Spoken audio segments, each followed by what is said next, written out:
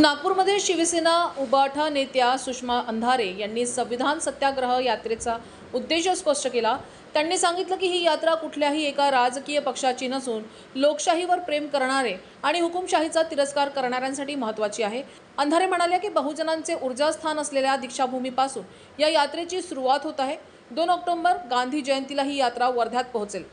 पूरस्थितीत शेतकऱ्यांना मदत न मिळाल्याचा मुद्दा उपस्थित करत त्यांनी राज्य सरकारवर निशाणा साधला।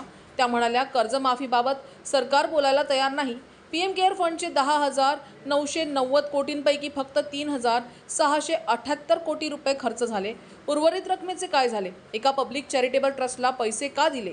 याशिवाय जस्टिस लोया प्रकरण, वोट चोरीचा प्रश्न आणि आपत्ती काळात शेतकऱ्यांना मदतीचा मुद्दा या यात्रेतून चर्चेत आणण्याचं काम होईल, असं अंधारे यांनी स्पष्ट केलंय। काल आमचा जो पैगाम आहे, जे अनुरोध आहे, जे निवेदन आहे, ते राष्ट्रीय स्वयंसेवक संघाला जाहीर स्वरूपामध्ये आम्ही कळवलेलं आहे आणि त्या अनुषंगानं त्यांना निसर्ग नियती सुबुद्धी देव ही प्रार्थना या निमित्तानं आज आहे।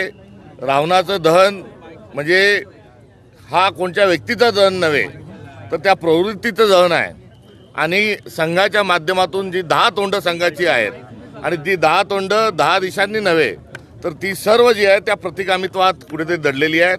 हो, हे सुरुवात होती। बाबासाहेबांचा आशीर्वाद घेऊन आता आम्ही पुढे निघतोय, संविधानाचा सहारा घेऊन आम्ही चालतोय आणि सत्याग्रहासाठी सेवाग्रामला पोहोचू। ही यात्रा निघाली। संविधानाचं संरक्षण, संविधानाचं सबलीकरण आणि सत्याग्रह, लोकांचा अधिकार, हे 2 वस्तूंची आम्ही भर घेऊन हे निघून राहिलो।